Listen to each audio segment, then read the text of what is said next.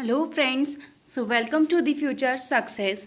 तो आज हम बात करेंगे कुछ न्यू करंट अफेयर्स के बारे में, कुछ न्यू अपडेट्स के बारे में जो कोरोना वायरस के चलते और भी क्या चीज़ें हमारे देश में चल रही हैं, तो उसके बारे में भी हम जानेंगे।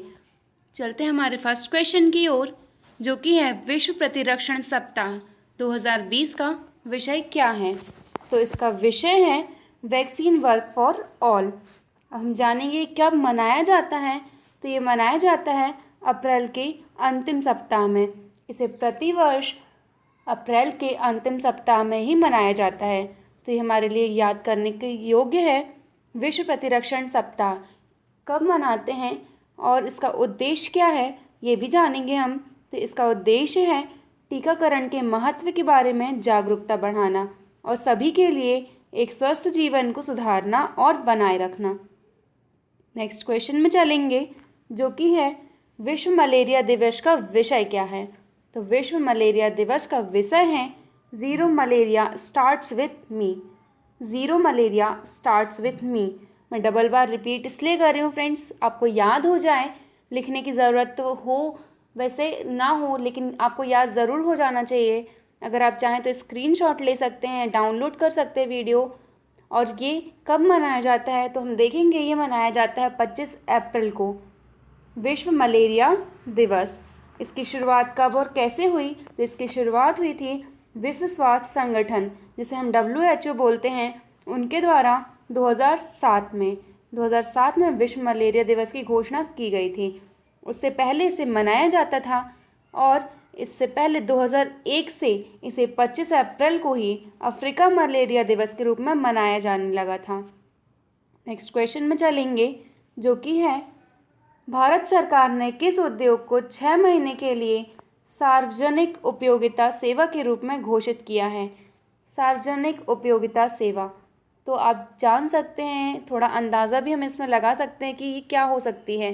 तो ये बैंकिंग है फ्रेंड्स। बैंकिंग को ही भारत सरकार ने सार्वजनिक उपयोगिता सेवा के रूप में 6 महीने के लिए घोषित किया है और 21 अक्टूबर तक औद्योगिकी विवाद अधिनियम के प्रावधानों के तहत घोषित किया गया है। तो आपको ये ध्यान रखने योग्य है कि किन प्रावधानों के तहत इसे घोषित किया गया है। तो वे प्रावधान हैं औद्योगिकी विभाग अधिनियम, उनके तहत इसे सार्वजनिक उपयोगिता सेवा के रूप में बैंकिंग को 6 महीने के लिए घोषित किया गया है। चलते हैं कुछ और भी इसकी जानकारी की ओर, जो कि है श्रम मंत्रालय द्वारा कोरोना महामारी के चलते अधिसूचना ये जारी की गई है। तो ये पूछ सकते हैं फ्रेंड्स, किस मंत्रालय के द्वारा जारी की गई है, तो ये श्रम मंत्रालय के द्वारा इसे जारी की गई है ये अधिसूचना। नेक्स्ट क्वेश्चन में चलेंगे, जो है किस अर्धसैनिक संगठन ने ई कार्यालय शुरू किया है। ई कार्यालय की बात कर रहे हैं फ्रेंड्स और अर्धसैनिक संगठन बोल रहे हैं। तो अर्धसैनिक संगठन है हमारा CISF। CISF ने ई कार्यालय की शुरुआत की है। भौतिक स्पर्श के बिना फाइलों और दस्तावेजों को स्थानांतरित करने के लिए यह ऐप लॉन्च किया गया है। हम यहाँ CISF के बारे में जान लेते हैं, जिसका पूरा नाम राष्ट्रीय नागरिक उड्डयन सुरक्षा बल है। राष्ट्रीय नागरिक उड्डयन सुरक्षा बल। अब इसका कार्य क्या है, तो इसका कार्य है हवाई अड्डों, महानगरों जैसे राष्ट्रीय महत्व के महत्वपूर्ण बुनियादी ढांचे की सुरक्षा करना। ये हमें बहुत ध्यान रखना चाहिए। CISF का कार्य फुल फॉर्म, ये GK के हिसाब से बहुत ही इम्पॉर्टेंट हमारे क्वेश्चंस बनते हैं।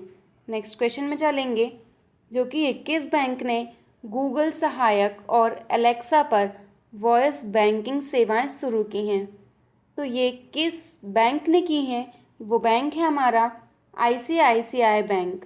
ICICI बैंक ने गूगल सहायक और एलेक्सा पर वॉइस बैंकिंग सेवाएं शुरू की हैं। इसे 24 आवर्स उपलब्ध कराया जाएगा और इन बैंक खातों को सुरक्षित 2 कारक प्रमाणीकरण का उपयोग करके सहायक से जोड़ा जा सकता है। तो फ्रेंड्स, ये 2 कारक पर प्रमाणीकरण, यही 2 स्टेप वेरिफिकेशन है, जिसका उपयोग करके इसके सहायक से इसे जोड़ा जा सकता है। नेक्स्ट क्वेश्चन में चलेंगे, आवश्यक वस्तुओं को वितरित करने के लिए झारखंड ने कौन सा ऐप लॉन्च किया है। तो वो ऐप है झारखंड बाजार ऐप, जो कि कोरोना वायरस के चलते लॉन्च किया गया है, जिससे कि सोशल डिस्टेंसिंग का पालन किया जा सके।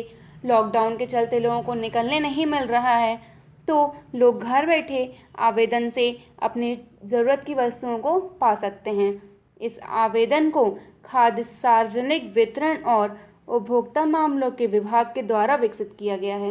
ये पूछ सकते हैं फ्रेंड्स आने वाले क्वेश्चन पेपर्स में कि खाद्य सार्वजनिक वितरण और उपभोक्ता मामलों के विभाग द्वारा किस ऐप को लॉन्च किया गया था झारखंड में, या इससे उल्टा क्वेश्चन बन सकता है कि झारखंड बाजार ऐप किस विभाग द्वारा विकसित किया गया था। तो आपके पास आंसर है उसका खाद्य सार्वजनिक वितरण और उपभोक्ता मामलों के विभाग द्वारा।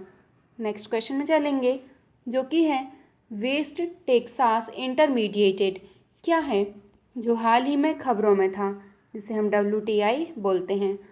तो friends, West Texas intermediated WTI कच्चे तेल का एक ग्रेड है। जैसे बहुत सी चीज़ों को ग्रेड दिए जाते हैं, वही ये कच्चे तेल को एक ग्रेड दिया जाता है, जो कि WTI है।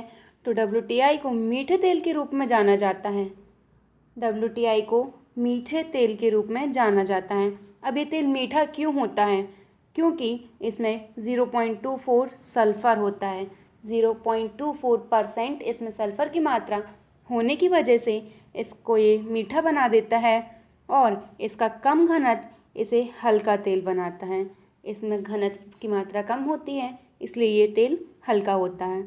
यह तेल मूल्य निर्धारण में 3 बेंचमार्क में से एक है। ये तेल मुख्य रूप से टेक्सास में पर्मियन बेसिन से लिया जाता है। पूछ सकते हैं फ्रेंड्स कि कहाँ से, किससे लिया जाता है? तो ये पर्मियन बेसिन से लिया जाता है, और उत्तरी अमेरिका के लिए यह एक बेंचमार्क तेल है। नेक्स्ट क्वेश्चन में चलेंगे, जो है किस देश ने नौरसैन उपग्रह लॉन्च किया है? तो नौरसैन उपग्रह ईरान देश द्वारा लॉन्च किया गया है। नौरसैन उपग्रह, इस कोरोना वायरस के चलते जो उपग्रह लॉन्च किया गया है वो है ईरान देश द्वारा लॉन्च किया गया है, और जो नूरसैन उपग्रह है, ईरान ने हाल में अपना पहला सैन्य उपग्रह नूर, जिसे आप नौरसैन उपग्रह बोल रहे हैं, यही लॉन्च किया है। और अंतरिक्ष कार्यक्रम के लिए सेटबैक की कई असफलताओं के बाद यह 264 मील की ऊंचाई पर कक्षा में लॉन्च किया गया है, जिसका अगर हम किलोमीटर में देखेंगे तो 425 किलोमीटर की ऊंचाई है। नेक्स्ट क्वेश्चन में चलेंगे, चीन के पहले मंगल अन्वेषण मिशन का नाम क्या है? तो चीन का पहला मंगल अन्वेषण मिशन जो है तियानवेन फर्स्ट। तियानवेन फर्स्ट एक मानव रहित मिशन है। इसका नाम कैसे और क्यों रखा गया, कहाँ से लिया गया है ये नाम, वो भी हम इसमें जानेंगे। तो इसका नाम क्यो युआन की तियानवेन किताब से लिया गया है।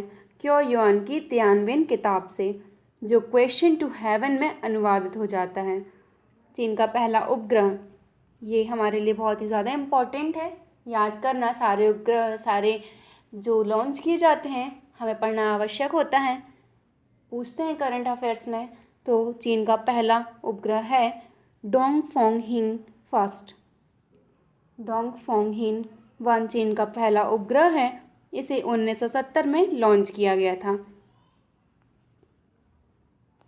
नेक्स्ट क्वेश्चन हम अब अगली क्लास में देखेंगे। आज के लिए सिर्फ इतना ही, तो मिलते हैं नेक्स्ट वीडियो में। स्टे सेफ, स्टे होम, और अगर आपको वीडियो अच्छी लगी हो तो प्लीज़ लाइक कीजिए, चैनल को सब्सक्राइब कीजिए, और प्लीज़ कमेंट में बताइएगा ज़रूर। अगर आपको कोई भी क्वेरी हो तो आप कमेंट में पूछ सकते हैं। Stay safe, stay home. आज के लिए सिर्फ इतना ही।